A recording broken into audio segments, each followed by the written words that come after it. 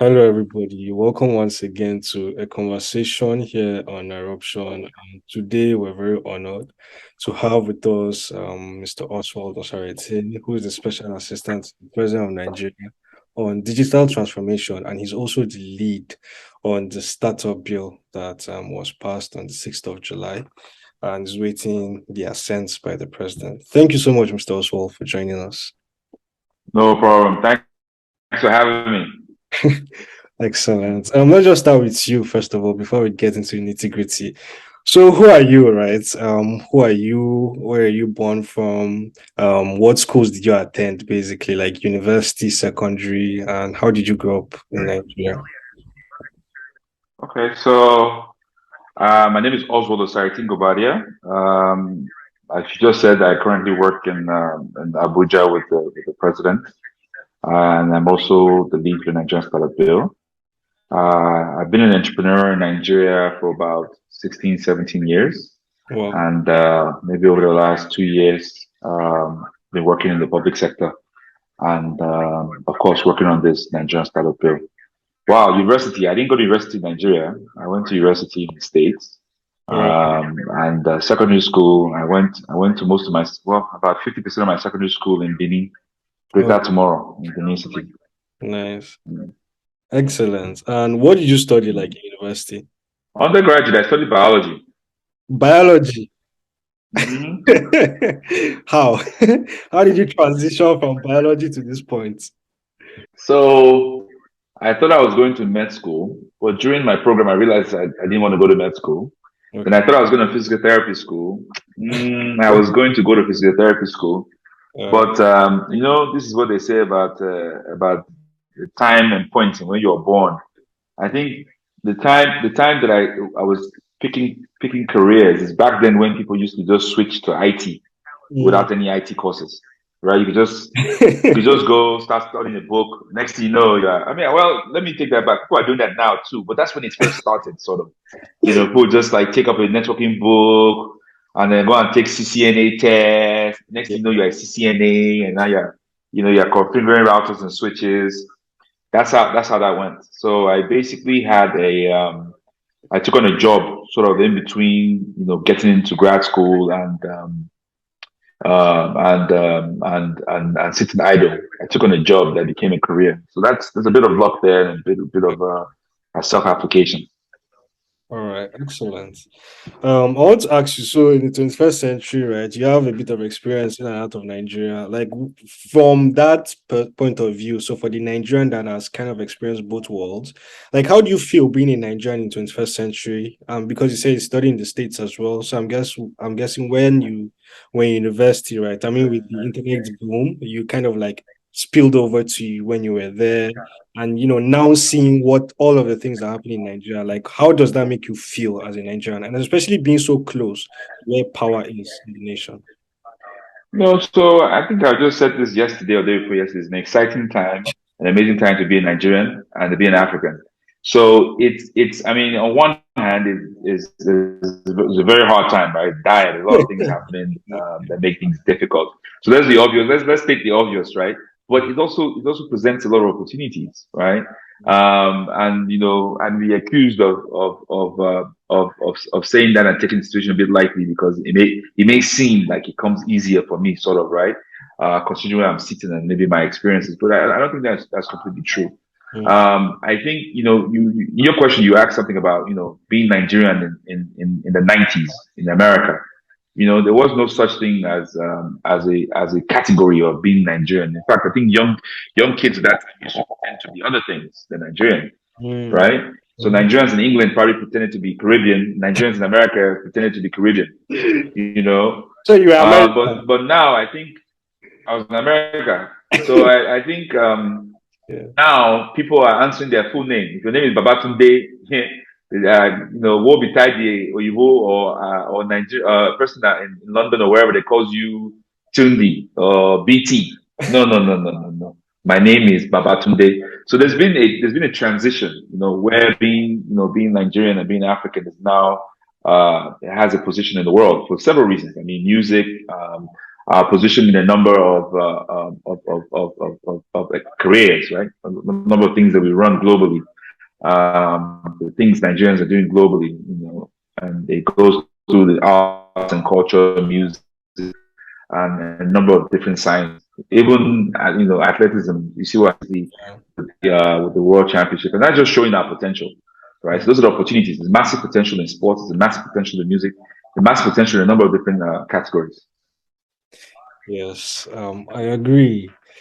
I think it's quite funny what you said before, right? That everybody's claiming, no, I'm not Nigerian. No, you gotta ask somebody abroad. Me, no, I'm from the UK. But like now, yeah, as you stated, like Mm-hmm. even where I am right now, currently, people are proud. Like they go out to their chest. Like Yeah. we had Mm-hmm. some Nigerian artists that came over recently, and the amount of Mm-hmm. Nigerians that are coming out, just saying, yes, this is us now. We don't arrive, we have landed, and we'll be it with our full chest. Yes, I completely agree. Mm-hmm. I want to, Yeah. It's a change time. yeah, it's a good time to be alive, ironically, even with everything that's happening. Like, Yeah. it's a good time. Yeah. Well, some of the issues we're talking about, they're global, right? They're not necessarily isolated to Nigeria, right? So the economic inflation, economic issues, all these things, they're all global. I Mhm. think what's really real about it is that everything in Africa is you feel it harder, you feel it real. A good Mhm. thing happens, you feel it completely. A bad thing happens, you feel it completely. So it's the balance of being here. Yeah. I want us to talk about like innovation in Nigeria. So just before, because I think it is like a good path before we talk about the startup bill, right? Um, when will you say innovation, as you understand it today, in terms of technology, right, really started in Nigeria? Where will you say is the turning point whereby we started to say, these guys, these tech guys, they're important to us? Hmm. I would say that innovation has been around for a very long time. We may just not have identified it as so, right? Mm-hmm. Because the latest stuff is based on the previous stuff, right? So the guys who are doing fintech now wouldn't have been able to do fintech if we didn't have stability in networks, we didn't have stability in banking architecture and a number of other things, right? If we didn't have the CBN designed and a stable network, I mean, a number of solutions that have been provided over the years that came before fintech is what makes it possible for that to happen, right? Telecoms. If we didn't bring mobile, GSM, and all these things in, how would you now have phones, right? And if you don't have phones, how will fintech happen? You're going to do fintech and go home and use the one computer in the house that's dial up. So, technology builds on itself, right? So we've always been innovative. The question is how structured our innovation has been, and how can we start structuring innovation that it has a larger multiplier effect. That's what we need to start working on. Yeah, there was a book, I don't know if you've read it, I'm sure you have, but it's called The Prosperity Paradox, right? And it just basically talks about market creating innovations. And I think, especially when it comes to telecoms and with the Obasanjo administration, right? And we just see how some certain kinds of industries or innovations allow for a bigger market to be created, right? And even the startup bill, as you stated, you can't really talk about startup bill except you talk about the telecoms innovation. You can't talk about the telecoms innovation unless you look back at the 80s and the 70s, right? And what people like IBB were doing in trying to liberalize the country and ensure that private sector was entering the country. So yeah, I'll just state just something from Brita Bridges. So they released a report on Africa's rising 100 companies, basically like the 100 companies according to them that's like big, right? And for me, this was very interesting. 45 out of the 100 companies from that report, right, either have Nigerian founders headquartered in Nigeria, operate in Nigeria. Like, what does that say about Nigeria's innovation? 45 of 100 African companies, right, have a link to Nigeria. To you, like, what do you hear as I'm telling you this? What does it mean to you? Once again, I'd say it's just the potentials, right? It's a potential that it just makes sense. But you also have to look at it from a numbers perspective, right? So with 200 million, which is a big percentage of the 1.2223 billion in Nigeria, so you would expect that we should be batting at that average. And then, of course, I mean, people always say the Nigerians are very aggressive. We're good with risk and a number of other things, but it's also environmental driven. But I think it's a good thing. But we need to start talking about how do we grow that. right? How do we grow the entire number to a larger number? Because we have all the ingredients to take global positions in a number of things, especially in the digital technology space. So how do we grow that number, and how do we, grow the Nigerian number as well? Okay. Yeah. Excellent. Before we also like talk on that, I want to talk about Lagos, right? I think a lot of times when we talk about companies or tech companies in Nigeria, you just have to talk about Lagos. When you look at, the Yaba Valley, especially with the rise of Toby, right, when he started CC Hub in 2011, and then basically with the growth of the tech companies like Jumia that started from there. What would you see as being the role of Lagos in helping other states see the potential that it even has, right? So how do you say Lagos has been how would you explain how Lagos has been a catalyst in the role of innovation and basically even VCs attracting funding to Nigeria at the end of the day? So Lagos is playing the role that Lagos has been designed to play, right? From origination of the country, right? So Lagos was first the capital, complete capital. Then it stopped being the political capital. Then became the commerce capital. And when you're the commerce capital, it only makes sense that you attract certain kind of things naturally. Mhm. And that's what's been happening. And also when people think, when you think of moving somewhere for a better life, you go to a place where there's the larger economic activity, and that's what Lagos presents, right? So because of that, once you start having economic activity and you start having ideas brewing, ideas sometimes brew with density. So if you have a lot of people close in close quarters, you have an idea and you find, you have a number of people. You find somebody who can program. You find somebody who can do the marketing stuff. You find somebody who can do a business plan, and there Mhm. you go, off to do a business. I mean, if you're trying to develop that business in, somewhere, more rural, you may be able to program, but you won't be able to find someone to do the marketing for you, right? Because that person is too far away. So, I mean, that's some of the things we're talking about. We have to start asking the question, why Lagos? And I don't mean that to reduce Lagos's position, but more so for us to grow our country, we need to grow at more basis than just Lagos, right? Lagos is great. Lagos is in the process of adopting the Nigerian startup bill. But we're also looking at other states to do the same, right? So if we go by what's been normal for a decade, we just have done Lagos and they would have ended it there and said, guess what? We have adopted the bill, is now in Lagos, and that's it. But the truth of the matter is that we have people all over our country, and we want them to be able to be productive where they currently sit, right? Because what drives migration is when you feel the ground under you can no longer support you, so you move. And a lot of times people are moving to Lagos. First, they move to their state capital, then they get there and say, okay, this is just one level above where I was coming from. Mhm. I'm going to move to Lagos.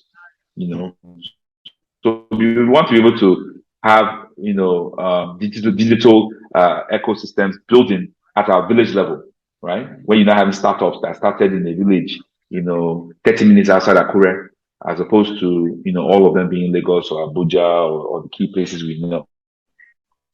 Indigenous innovation. Love to hear that.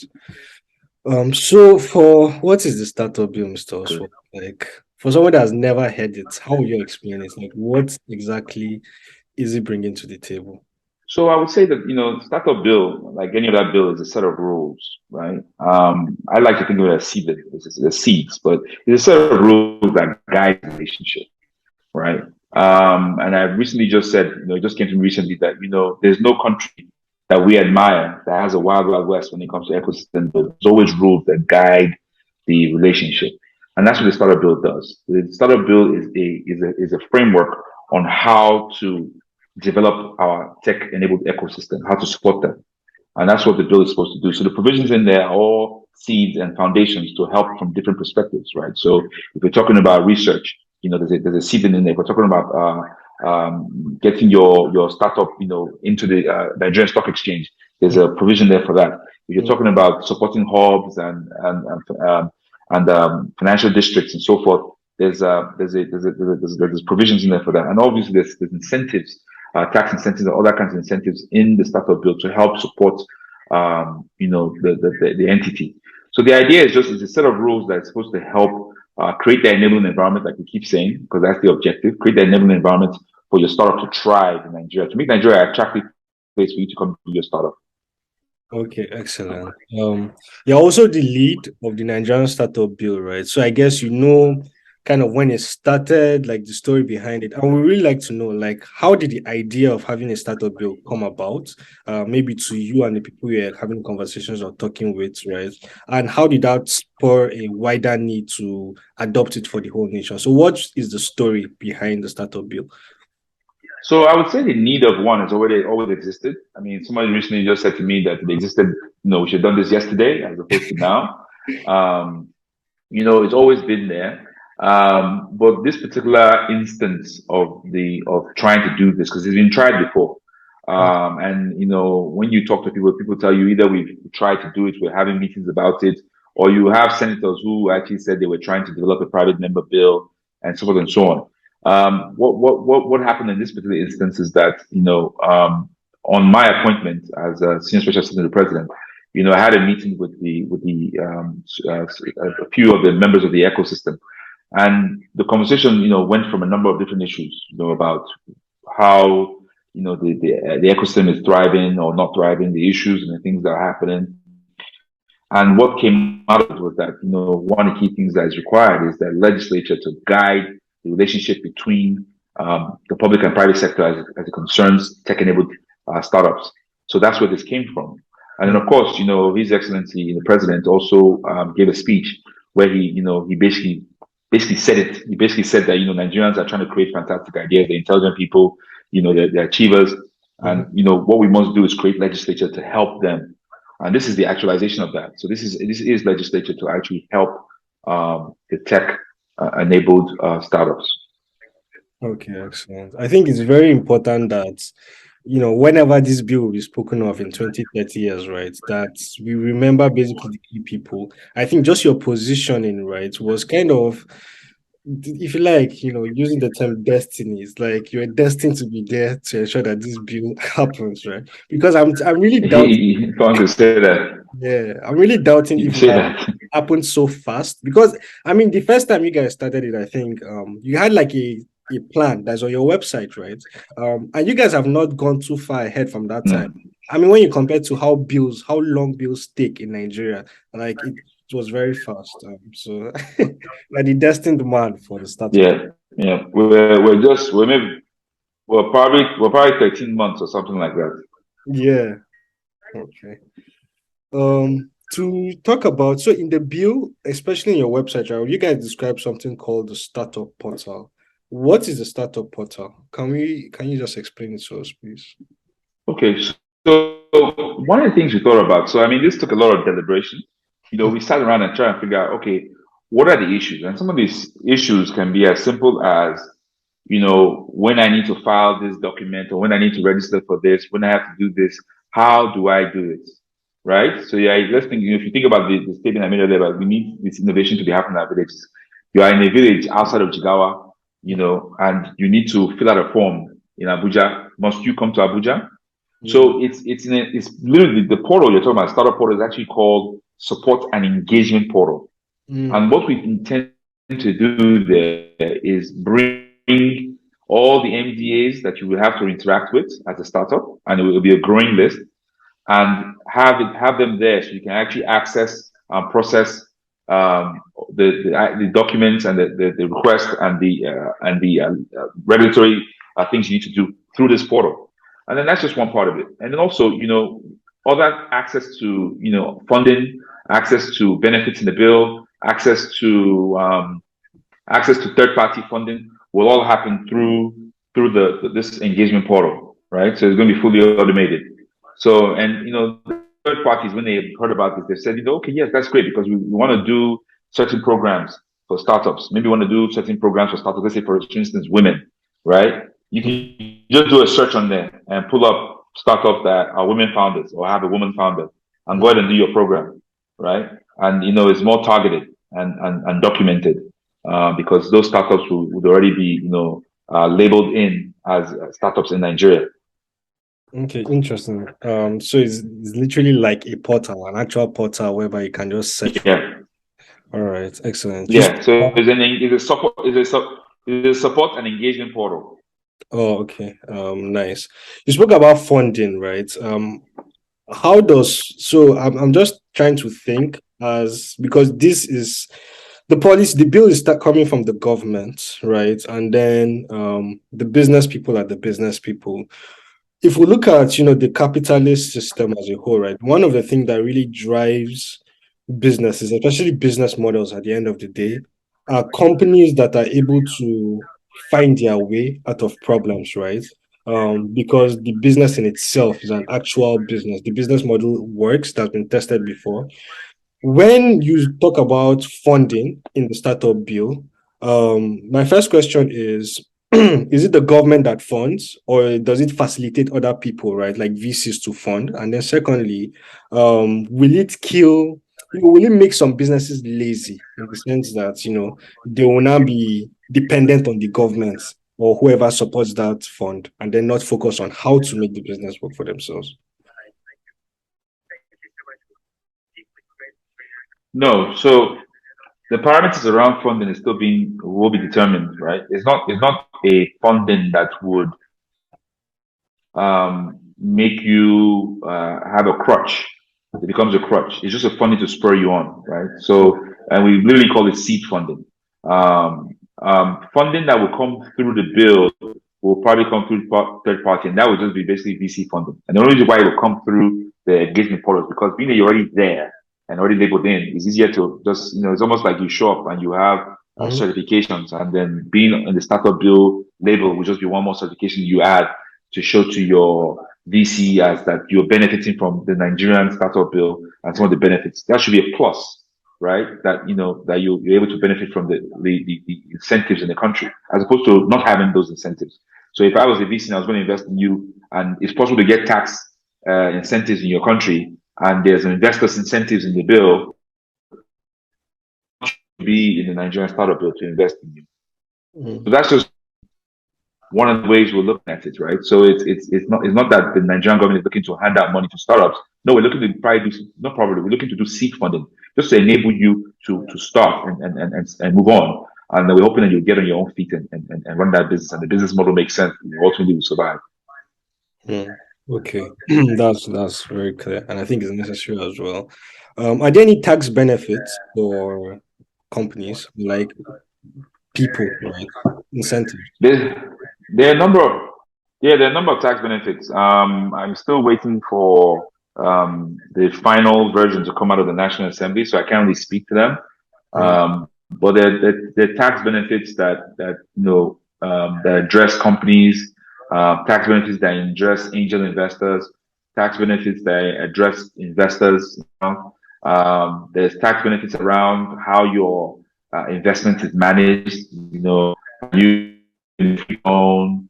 Are you want to do CCI? All these things are considered, right? Things that make investing money in Nigeria and also liquidating your position and taking your money out were all considered, right? So there are a number of incentives and benefits, a number of things that are pulled together in the bill that, when you move the mix together and use it to around the business is meant to help propel that business.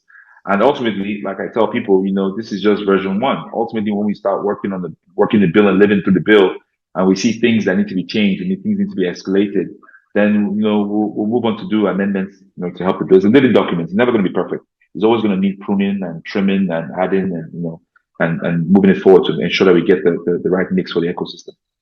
All right, excellent. Sorry, I should have asked this before we actually started the conversation, but like, what is defined as a startup in this context, right? When we're talking about startup, bill, like, what kind of companies do we are referred to as startup companies, right? Are they tech companies? Can the woman with 10,000 selling clothes like come and say she's a startup? What kind of companies are startup companies? So that question causes a lot of fight, right? I just had a friend recently tell me that that we have had Jack startup that if you are doing power, right? If you are doing any power company, you are a startup as well. Mm, So that is true, right? But that's why definitions are important, right? I think globally, when we talk about startups, people tend to think Silicon Valley, you think, tech-enabled, digital technology startups as the companies that really fall into the startups. Tesla is a startup, but you don't always think of them as a startup at that time when they started up. You also think about Google and the other guys when they started the startups. But what we did in this is that, look, it would have been fantastic if we could have done this bill to cover every single type of startup. But we also have an SME bill. So some of these companies, like the one you just described with the woman with 10,000 selling clothes, that's a small, medium-sized business, Yeah. right? This bill was specifically designed, it's called the startup bill, Nigerian startup bill, but it's specifically designed for tech-enabled digital technology companies, right? Because we believe this is a fast-growing area, and this is the area that is actually going to propel us going forward. When you look globally, what's happening, a lot of countries have gotten very serious about the digitalization of the country. Is a fact that down the road, your how digital you are is where your poverty line is going to be, right? So before you can read, but now is if if you don't have digital citizens, you don't have to understand computer languages and stuff. Down the road, you'll probably be able to buy food if you don't understand how to calculate your money in some kind of digital way, right? That's the future that's coming. So it's critical that we start getting our infrastructure right, getting our education systems right, and getting. So there are a number of solutions that are going to do that. People who are going to come and get infrastructure right are tech startups. It doesn't matter what now rise until this tech startup. So that's why we say tech enabled, right? So if you want to sell clothes, but you are doing it tech enabled, as you have a clothes selling website, right? A clothes selling app, you are a benefactor of the Nigerian startup bill. Okay. Right. So that's why we say tech enabled, right? But a lot of people want to, they want to haggle, they want to discuss the linguistic properties of Nigerian startup. What is the startup? Some of these things are just SMEs, right? If you are going to go and sell Gary and you're selling Gary to the entire Nigeria, fantastic. You're not the Nigerian startup bills primary. We're looking for the fast-growing technology-based businesses. If you want to sell Gary and you've bought all the Gary and you're putting in a warehouse in your village and you have built a storefront and you're not using one of these, I don't know name one in particular, but one of these fintech payment thing connected, and you're doing it over that website, and that's your startup, Gary.com. Guess what you are? Start. Yeah. You belong with the Nigerian startup bill. Yeah, simple. So it's tech enabled, right? Health tech, agri tech, fintech, edu tech. The problems we have are going to be solved by tech companies. And infrastructure is big. Those companies, they're going to set that up for all IT companies, right? And everything else that comes with it. All right. Thank you for that explanation. I think it was very necessary for clarity's sake. Okay. Also, in your website, you guys spoke about the National Council for Digital Innovation and Entrepreneurship, right? What is that council, and what kind of people are going to be part of that council? So what we did, right? Actually, that's the very first thing in the bill, right? What we did is we set up a council that is chaired by Mr. President himself. Okay. Now, the reason we did that is because this council is meant to deliberate on the issues of the day as it concerns startup in Nigeria.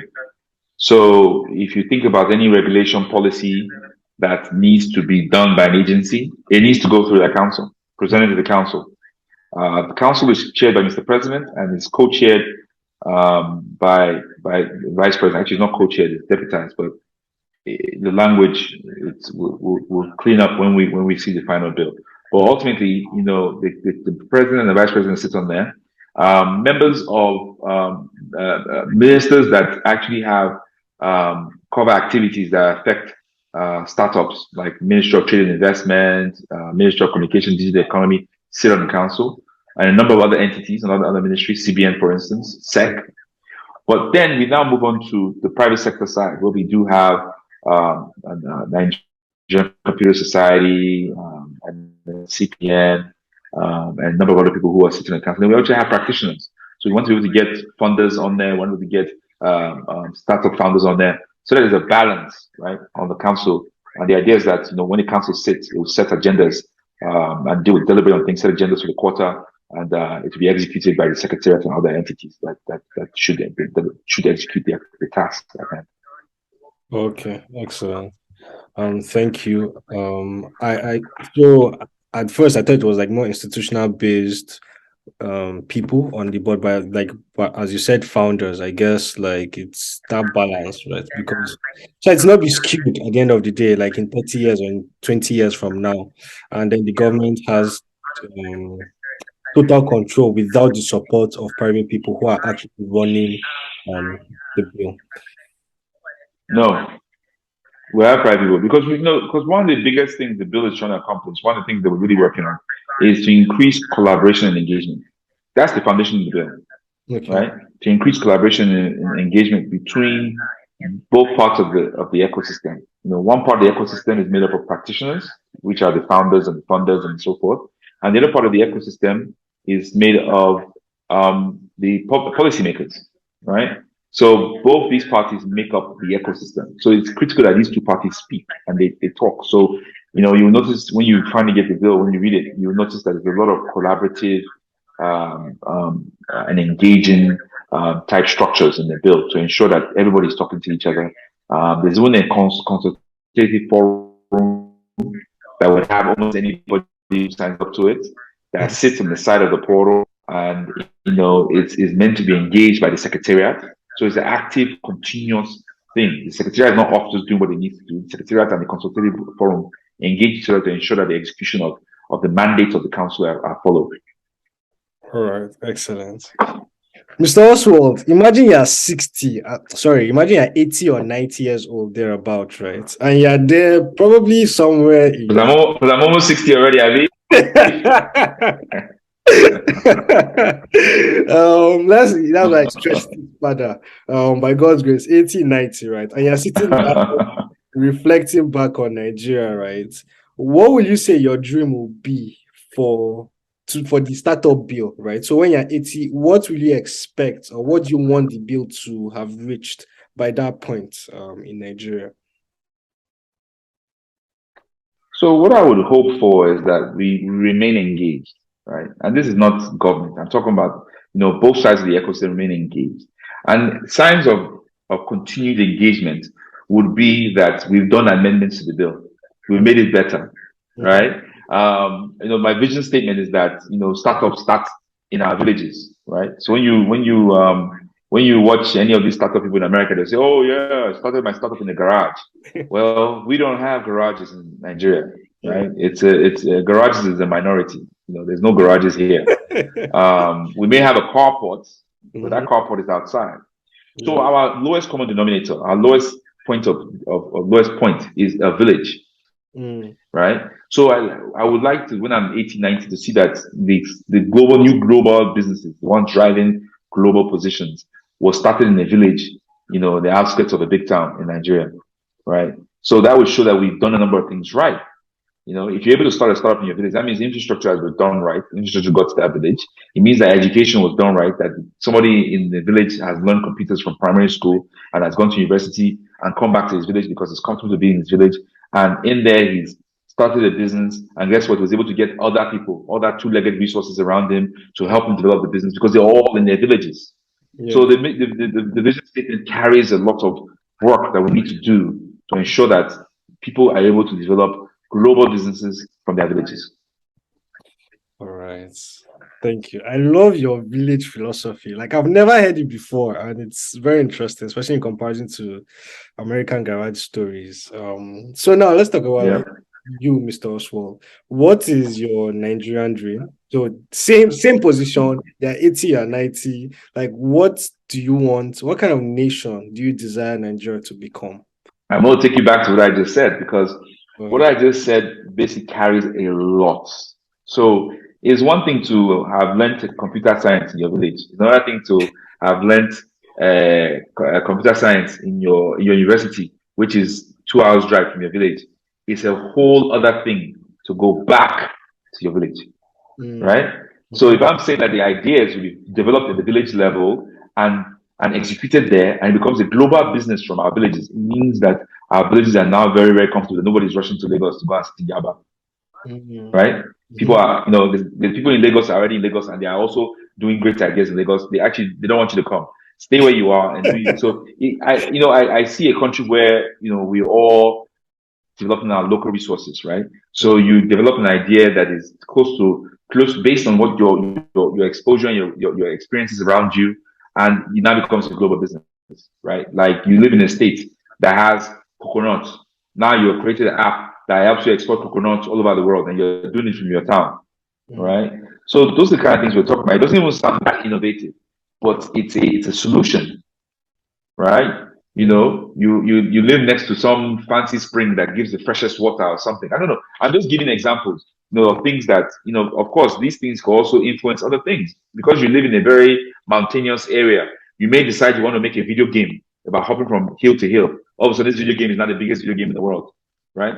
So this is part of the problems. We're not using our local um, um, data points. I'll call it data points, but there's a better word in creative, but data points to develop solutions, right? We're more so almost copying solutions and then pasting them. Mm. So it's if we do, and even one of the reasons why NSB is doing state adoption is because what we believe is that having the NSB from a state to state perspective gives the states a competitive advantage, right? So you're sitting in Madrid and you say, I want to do a startup. You will now look at the entire country and say, which state has the best startup bill for me? Mm.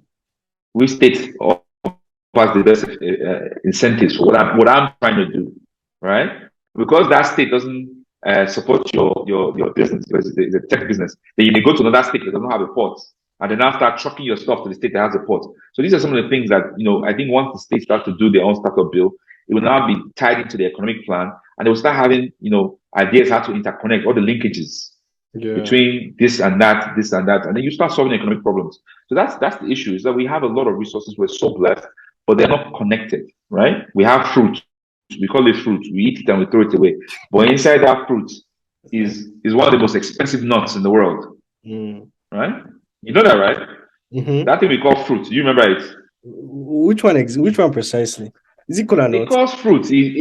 No, it's not cola. No, there's this thing we call fruit. It falls down. When Okay. it's yellow and reddish, we eat it. We just eat the skin. Okay. And then we'll throw it away. It, it's right away. It's everywhere. They call it fruit tree. We used to call it fruit tree as kids. The real name of it is almond fruit. Wow. Okay. Have you ever heard of almond nuts? Yeah. I am Yeah, one. that's where almond nuts come from. Wow. Okay.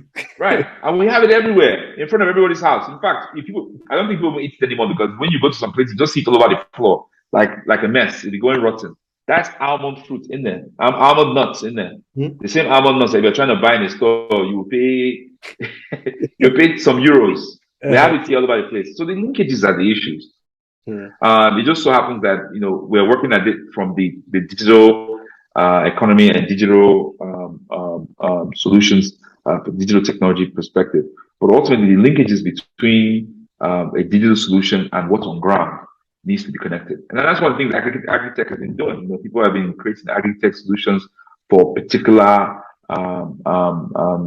produce and so forth. Hmm. All right. So Mr. Most of our listeners are, youths, and youths by definition mean people from, according to the National Youth Survey, right, and National Nigerian Bureau of Statistics, is 18 to 35 years old. Most of them are between that age, right? What will you say, as somebody who has spent about 16 years in the private sector, and now you're assisting the president on digital innovation, right? What kind of advice will you give entrepreneurs and maybe micro SMEs and SMEs in regards to maybe becoming digital or scaling up their businesses? What will you tell businesses like these? So just to get your question correctly, are you saying what do we tell businesses on how to digitize their business? Exactly, yes. And do I you mean, think it's a need, huh? and do you think it's also necessary? No, no, I think ultimately all business should be automate, right? So we have to go look at what is digitization. First of all, it's a three-phase thing, right? So you have infrastructure, which means you have a computer, you have a network, you have internet, right? Mm-hmm. That's just infrastructure. Then digitalization is actually automating the processes, right? So what do you do, right? You have a store. Okay, how do you collect payments? Well, that's digitalization, right? Okay, fine. How do you keep stock? You are still counting with paper. Well, you need to probably digitize it. Then after you digitize your stock, how do you connect your stock to your payments so that when one item gets removed from the shelf, you know the way it went, it was paid, it automatically pays it. So that is digitalization. now go to the last level, which is actually a virtualization. That's when you start having things like when we talk about metaverse.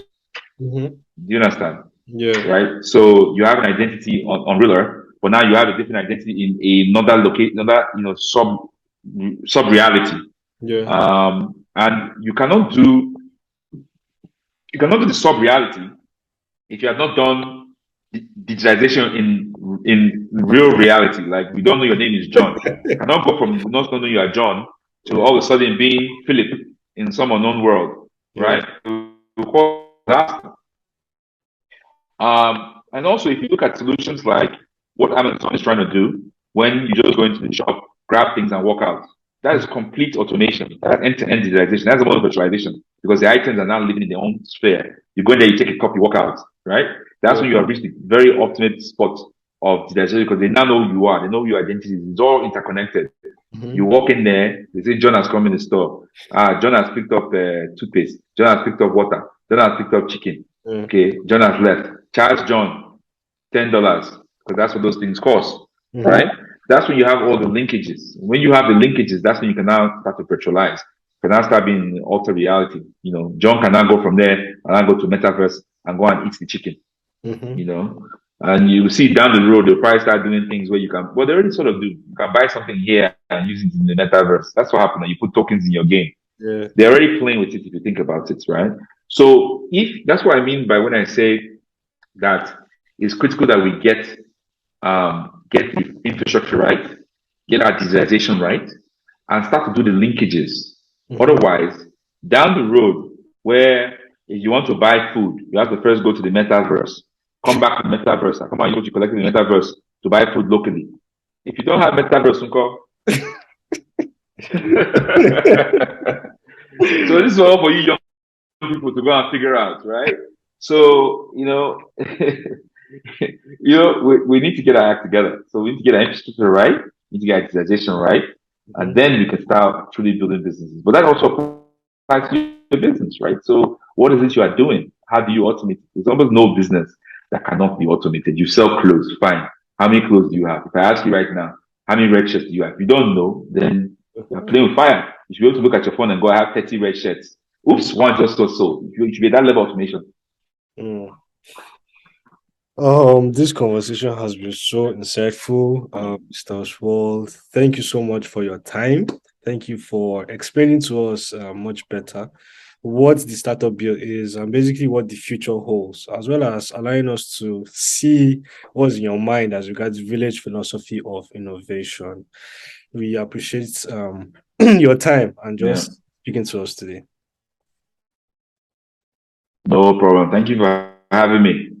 Thank you. Once But again, yeah. just say one more thing. This bill is for you guys, you young people. Mm. So you have to engage, Abby. That's what you tell us. Right? Exactly. The bill is for you. It's for you, not me, for you. So you have to engage and take ownership of it. Mm. Thank you, thank you, thank you for leading it as well.